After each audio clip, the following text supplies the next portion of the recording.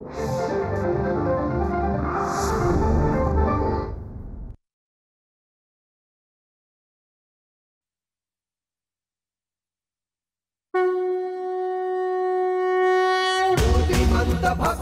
तू भव्य दिव्य शक्ति तू क्षमाशील पृथ्वी तू हिमदूत अग्नि तू मूर्तिमंत भक्ति तू भव्य दिव्य शक्ति तू क्षमाशील पृथ्वी तू हिमदूत अग्नि तू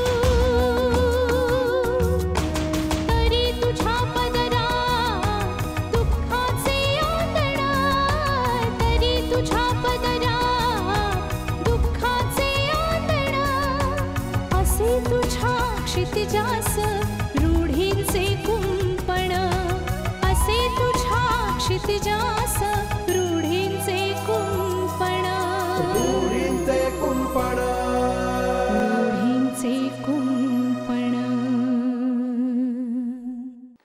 तानाजीला राहुलने पैसे दिले आणि अंजली केळकर राहुलला पैसे द्यायला गेले। अंजली आणि राहुल यांची घनिष्ठ मैत्री होती। दिग्या काका तुम्ही काही खाल्लत का? आता मालकीन उपाशी असल्यावर चाकरांनी कसं काय खायचं? काय म्हणाला? साखर? चुकलो मॅडम, म्या चुकलो, पुन्हा असं होणार नाही बघा। वाट लावली सगळ्यांची, त्याने वाट लावली।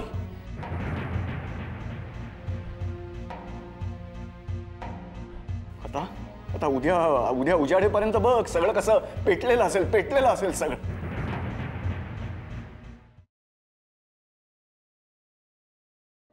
आता आपण फक्त असं बघूया की वहिनीची बेलवर कशी सुटका होईल।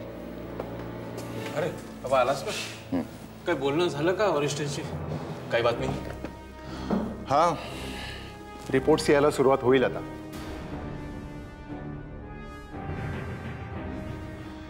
अजून पोस्टमार्टमचा रिपोर्ट यायचा आहे, शिवाय फिंगरप्रिंट्सही। राहुलच्या कपाळावर जबर जखम झाली होती, म्हणजे एखाद्या लोखंडी वस्तूने प्रहार केल्यावर होते तशी। त्यासाठी फॉरेन्सिक लॅबचे रिपोर्ट यावे लागतील, त्याला वेळ लागेल। नाही, पोलीस तपासाला वेळ लागणारच, ते काही वेगळं सांगायला नको। तुम्ही वेळ लावणारच नाही का? हा रॉड, याच रॉडने राहुलच्या कपाळावर वार झाला आणि फटका इतका जबरदस्त होता की तो ऑन दी स्पॉट मेलाय। हा, आता फिंगरप्रिंट्सचे रिपोर्ट येतील तेव्हा सगळ्या डिटेल मिळतील आपल्याला।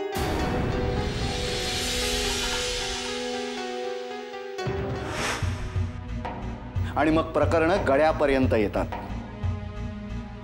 असंच झालंय ना? तानाजीने पैसे राहुलकडून घेतलेत, हो ना? अरे पण राहुलचा काय संबंध? हा, आता राहुलही मला धमकी देतोय। अशाने मी राहुलचा खून करीन, खरंच।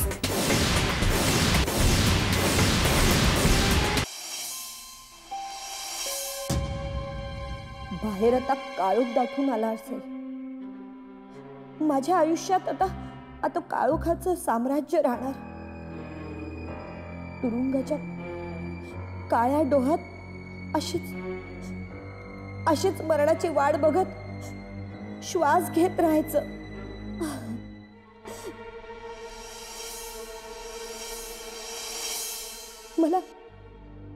मला कोणीही सोडवणार नाही, कोणी नाही,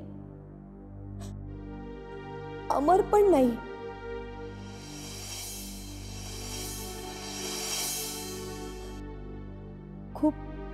खूप बोलले ना मी त्याला।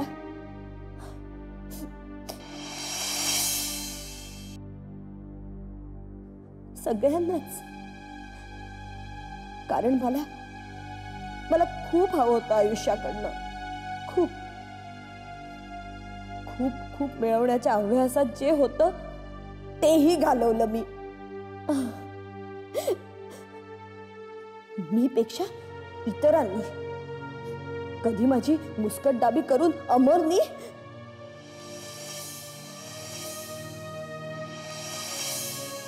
तर कधी मला एक्साइट करण्याच्या प्रयत्नात राहुलनी, तर कधी मदत करतोय अशा अशा थापा मारून तानाजींनी. फसवलं मला, फसवलं. माझी कोंडी अशी केली की की माझं जगणंच मुश्किल केलं. तुला तुला योग्य तो न्याय मिळालाय राहुल. तुला मरायलाच हवं होतं, मरायलाच हवं होतं. अमर पण वाचायला नको, नको वाचायला.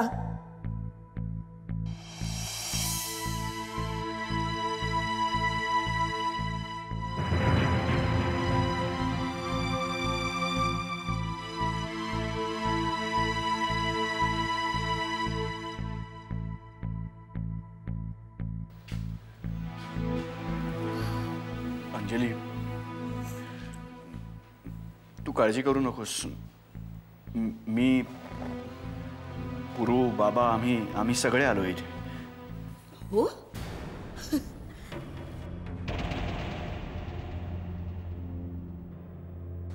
फारच लवकर आलात. नाही, नसता आलात ना तरी फारसा काय फरक पडला नसता. नाही, कारण तुम्हाला सगळं हे व्हायलाच हवं होतं ना, नाही का? काय गोडधोड खाऊन आला असाल ना? माणसाला चपराक बसली ना की त्याला अक्कल येते असं म्हणतात. पण साक्षात देव सुद्धा तुझ्या समोर हतबल झाला असेल. रूढींचे कुंपण. नाही, कारण तुम्हाला सगळं हे व्हायलाच हवं होतं ना, नाही का? काय गोडधोड खाऊन आला असाल ना? माणसाला चपराक बसली ना की त्याला अक्कल येते असं म्हणतात. पण साक्षात देव सुद्धा तुझ्या समोर हतबल झाला असेल. ते देवाचं देवाला माहिती, पण माणसांबद्दल मी खात्रीने सांगू शकते. खात्री बाळगतेस? अगं, ज्यांच्याबद्दल तू खात्री बाळगलीस, ज्यांच्यावरती विश्वास टाकलास, त्यांच्यामुळेच तुझी ही अवस्था झाली आज. प्लीज, आता तरी मला माणसं ओळखता येतात असा मूर्खासारखा दावा करू नकोस. या बोलण्यात सत्य आहे ह्याची लवकरच प्रचिती येणार आहे तुम्हाला. तुमची माणसं म्हणजे कोण? तो विश्वासू बाबांचा तानाजी आणि तुझा तो मित्र ज्याने मला इथे अटक केली आहे, इन्स्पेक्टर अनिरुद्ध शिंदे. दोघांचाही तुझ्या अटकेशी काहीही संबंध नाहीये अंजली. राहुलच्या खुनासाठी तुला अटक झालेली आहे. आणि तानाजी, त्याने तर एक उघड उघड व्यवहार केलाय. बस 4 लाख रुपयांवर पाणी सोडणारा एखादा व्यापारी अजून तरी जगात निर्माण झालेला नाही. तानाजी तर एक ठेकेदार आहे, ठेकेदार. शिंदेने तुला अटक केलेली नाही, उलट शिंदेमुळे तुला मदतच होतीये. तू काही बोललास ना तरी त्याच्यावर माझा अजिबात विश्वास बसणार नाही. कमाल आहे, कमाल आहे. म्हणजे चुका तुझ्या, खापर आमच्यावरती फोडतेस. तुझ्याचमुळे हे सगळं झालेलं आहे. तुझ्यामुळे ही परिस्थिती आली. अरे तुझ्यामुळे नाही तर मी हे धाडसच केलं नसतं रे.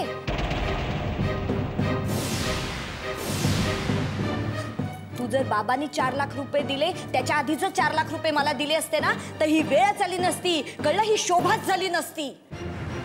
छान छान. कोणत्याही परिस्थितीमध्ये स्वतःच्या चुकांचं समर्थन करायचं काही तू सोडू नकोस.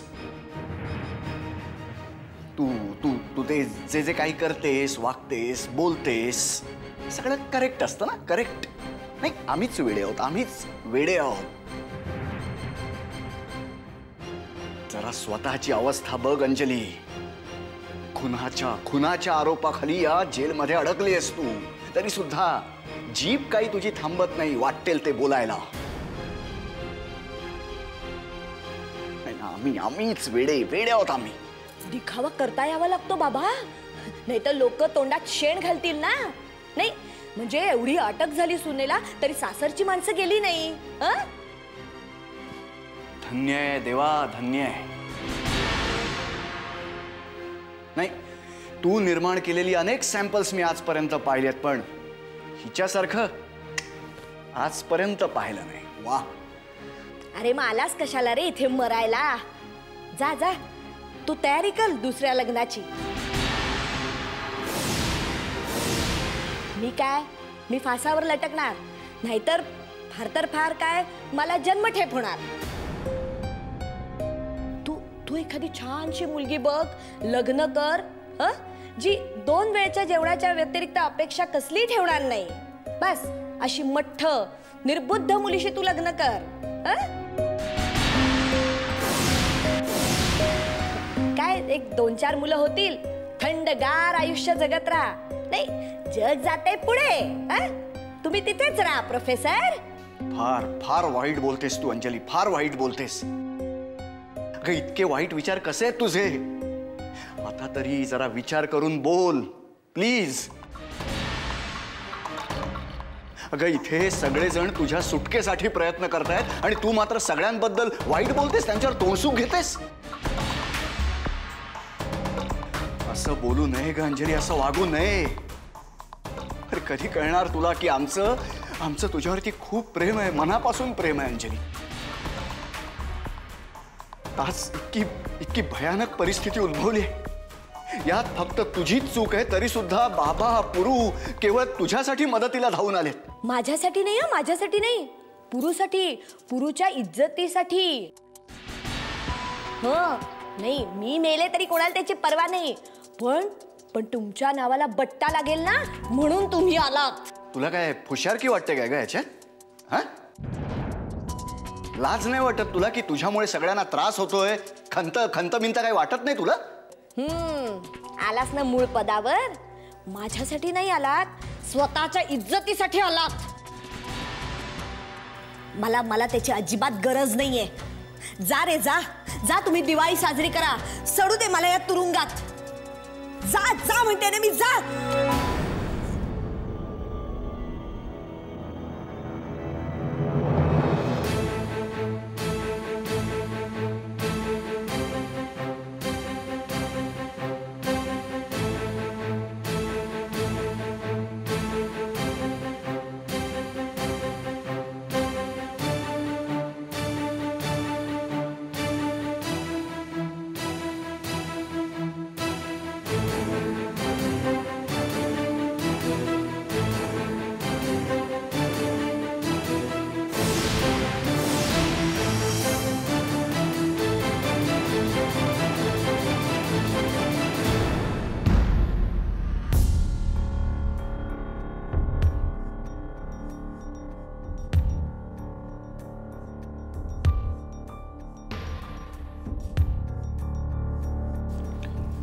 वेळ पण अशी आली की आपण काहीच करू शकत नाही आहोत. बाबा, कमिशनर साहेबांना फोन केलास का? बाबा त्यांनी निश्चित मदत केली असती, पण आज शनिवार कोर्ट दुपारीच बंद झाले. उद्या रविवार, सोमवार, मंगळवार कोर्टाला सुट्टी आहे. हे फॉरेन्सिक लॅबचे रिपोर्ट.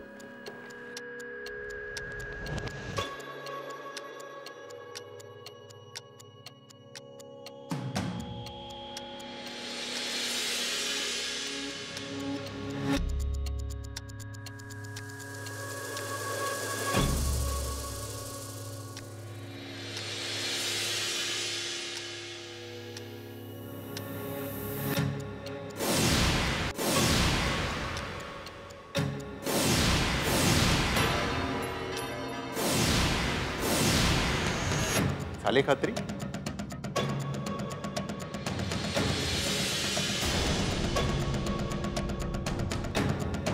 खात्री म्हणजे या रॉडवर अंजली वहिनींच्याच बोटाचे ठसे आहेत हे क्लिअर झालंय.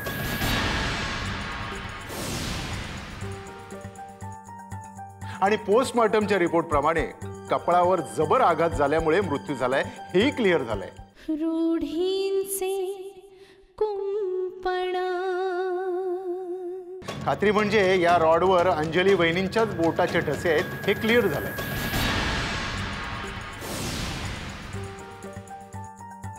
आणि पोस्टमॉर्टमच्या रिपोर्ट प्रमाणे कपाळावर जबर आघात झाल्यामुळे मृत्यू झालाय हेही क्लिअर झालंय. मान्य, रिपोर्ट्स खोटे आहेत असं मी अजिबात नाही म्हणणार, पण मला अजूनही असं वाटत नाहीये की ज्या रॉडवर वहिनींच्या हाताचे ठसे आहेत त्याच रॉडनी खून झाला.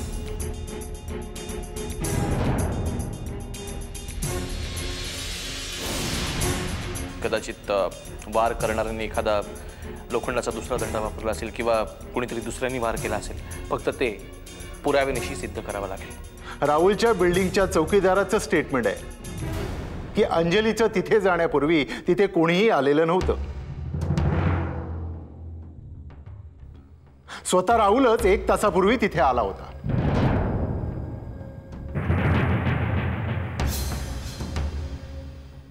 त्यानंतर अंजलीच फक्त राहुलच्या घरात गेली होती आणि राहुलच्या घरातून अंजली निघाल्यानंतर तब्बल 2 तासानंतर तानाजी तिथे पोहोचला.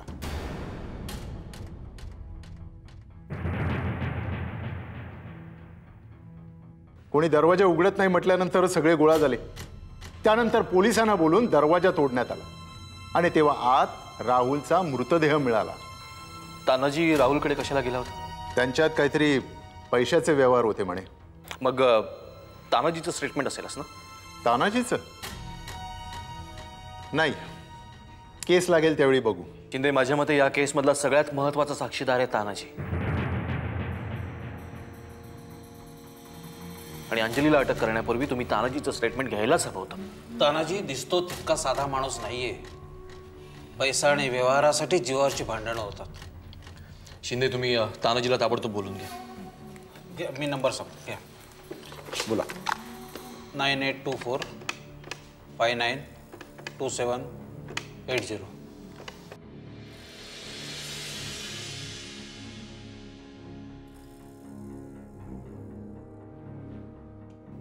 हा, आम्ही इन्स्पेक्टर शिंदे बोलतोय. ताबडतोब पोलीस चौकीत निघून या.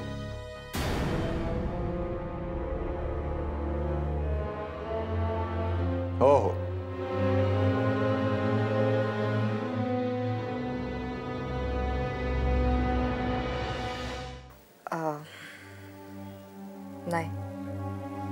नाही माधुरी,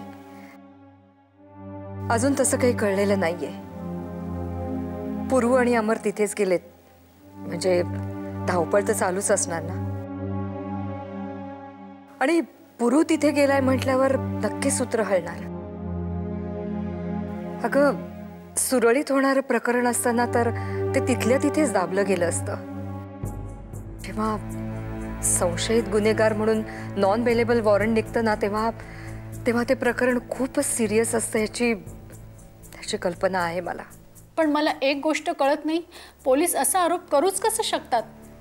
एका चांगल्या घरातली सून आणि खुनाच्या आरोपाखाली विश्वासच बसत नाही. स्मिताताई, मला तर वाटतं हे कोणाचं तरी कारस्थान असावं. लोकांना दुसऱ्यांचं सुख बघवत नाही ना, म्हणून त्यांना बदनाम करण्यासाठी, अपमानित करण्यासाठी कुणीतरी कट रचला असावा. नाही, शक्यता नाकारता येत नाही, पण ही शक्यता झाली ना माधुरी. खरी गोष्ट ही आहे की माझी सून सध्या गजाआड आहे. तुम्ही कल्पना करू शकता ना, मला किती मेल्याहून मेल्यासारखं होत असेल. माधुरी, अशा बातम्या लपून राहत नाहीत. पण जे लोक एरवी आम्ही कधी मेलोय की जिवंत आहेत याची सुद्धा चौकशी करत नव्हते ना, ते लोक फोन करतात आणि आपलं बेगडी दुःख व्यक्त करतात. मी तर अक्षरशः फोनच काढून ठेवला होता ग. अशा वेळी आपलं मन थाऱ्यावर नसतं, आपण भांबावलेलो असतो. त्यात लोकांचा त्रास म्हणजे मला अक्षरशः नकोसं झालंय. स्मिताताई, जपा स्वतःला, विश्रांती घ्या. मला माहिती हे सांगणं खूप सोपं आहे, पण दुसरा पर्यायही नाही आहे आपल्याकडे. खरं तर अशा परिस्थितीत तुम्ही पुरूकडेच राहायला हवं होतं, म्हणजे मैत्री सुद्धा बरोबर राहिली असती तुमच्या. अशा परिस्थितीत तुम्हाला मैत्रीची खूप गरज आहे. तिने तुमच्या जवळच असायला हवं होतं. एनिवेज, काळजी घ्या स्वतःची. मी नाही राहिले तिथे, कारण मी तिथे राहिले ना की मग मैत्रीला टेन्शन येणार. आजच लग्न झालंय तिचं. तिच्या मनाची, तिच्या भावनांची मला कल्पना आहे.